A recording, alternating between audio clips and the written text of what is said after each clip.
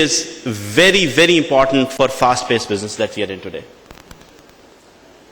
This is not something that, again, making your liquidity position every month or every week or so on and so forth. This is something which should be on the tips of your hands. And it can be on the tips of your hand, frankly, because all that information is residing somewhere in your organization, or somewhere in your ecosystem, or somewhere in your stakeholder. You know the bank information, you know your AR situation, you're booking sales orders, you're receiving cash. That information is somewhere in your organization. It needs to be on your fingertips. Why does it need to be in your fingertips? It needs to be in your fingertips because you need to make corrective action for tomorrow, not for yesterday. And that is where the game has changed, and that is where the role has to change. Because if our role does not change with the game, we won't last for long. In conclusion, we believe there are 4 or 5 main areas we need to look at. One is the agility of our business model. We have to be able to change our business model at the drop of a hat. We need to have a long-term perspective, I truly agree, but we need to be responsive to the changing market demands, to the changing things which are happening in the market, in our ecosystem, to the changing offering of our banks, to our suppliers, to our consumers. And that is something, if we are not responsive for it, we won't be in the picture too long. We do believe that for CFOs, the way we look at it, there is an inherent changed role. And that role is closing down, being involved in designing, in planning, and then in daily monitoring of strategy to execution. Strategy to execution cannot be something you look at and report to in your AGP. It is something that you absolutely need to look at every day, compare every day, and bridge that gap and take corrective action every day. We do believe that innovation, be it product, be it service, be it manufacturing, be it planning, is absolutely critical in today's economy. So it is very important for innovation to invest in HR, to have a very agile workforce, a very motivated workforce, and more importantly, have the correct information. So your innovation is based on true facts rather than on whim and wish. We also believe, and that is another trend that we are seeing, that increasingly companies are looking to coordinate and collaborate throughout the ecosystem, all the way from your suppliers to your customers. Some of the interesting examples given about eChopal, that's a fantastic model. eChopal is also an SAP customer and a tremendous business case that we have. It is something which is a totally collaborative model of sales. A similar model is coming in Pakistan. We are working on that project. Hopefully it will be launched soon, called Haryali Kisan. That is something which is also going to sort of hook up our rural and our urban ecosystem. Similarly, increasingly we see most of our customers which are large companies now looking at systems, looking at technologies to coordinate better with their agents, with their suppliers, with their banks. The need to collaborate quickly with the banks and efficiently with the banks is even more today than I've ever seen in the last 20 odd years I've been in this business. And more importantly, something that we cannot remain out of focus of a CFO. And normally, I see a lot of time the CFOs are not very customer focused, which is very strange, and I see that changing very quickly. And it has to change.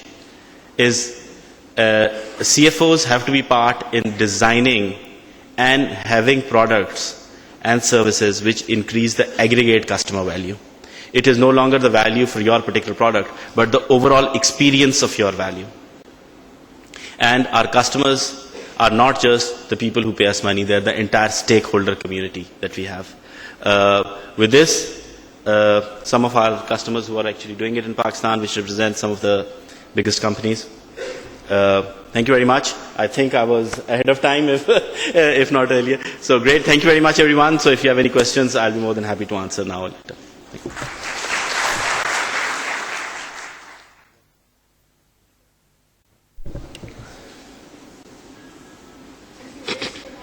Quick question, and then we'll move on.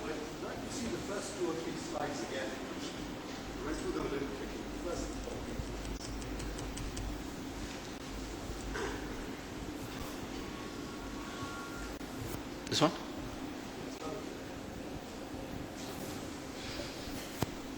Actually, the build to last is still a model that's Yeah. required. Yeah. Because you need command and control, product, service, and leadership. This never leaves us, and uniformity, because you need good standard products. But agility and innovation. Now, this is something where one can, if you become too agile, you become too impatient, and patience is necessary for things to work out. Yes. You see, so I don't know how, maybe it's the new buzzword, agility. The dot-com companies are very agile, but there aren't many of them with us anymore. Yeah. So, I mean, you're in very close to that sector, and you've survived and done well and grown. Yeah. So obviously, you're more than agile. You're, and you are a business, I presume, that's built to last. Huh? Hence, you can give advice on that. Certainly. Very good question. So so can you just shed a little more light? Sure. Agility, and you've pointed to a very, very astute point, Ji. Agility does not mean impatience. You need to have a proper long-term play. The problem with dot-coms was, frankly, there was no aggregate customer value. There was very little customer value. Frankly, when they were setting up dot-coms, one of the questions I was an investor at the time, I used to ask and luckily I didn't invest in any of those, how do these guys actually make money? And those particular business models were flawed. They were certainly not built to last. And most of them were certainly not agile, to be very honest. They were certainly not agile. Because when the downturn started, none of them was able to predict and change the model. They were not agile at all, actually.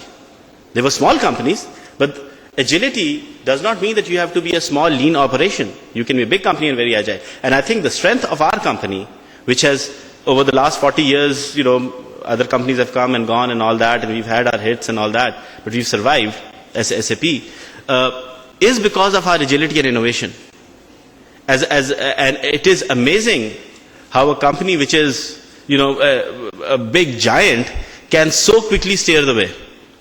And that is the beauty. And we are a very process-driven company. We are an extremely process-driven company. And I'll give you some of our examples. For instance, when we saw earlier on our deal sizes actually decreasing, right? We said that, look, what we are trying to sell is this ERP project, which is 9 months long, and you go to the presentation, and this and that. We said, but this is not what our customers are looking for. Our customers can no longer afford these huge multi-million-dollar projects in which you automate everything 1 year down the road or 9 months down the road. They are looking to say, show me my liquidity position tomorrow, within a week. This is all I want to solve. Forget about the manufacturing costing and all that. I want to see my liquidity at this level.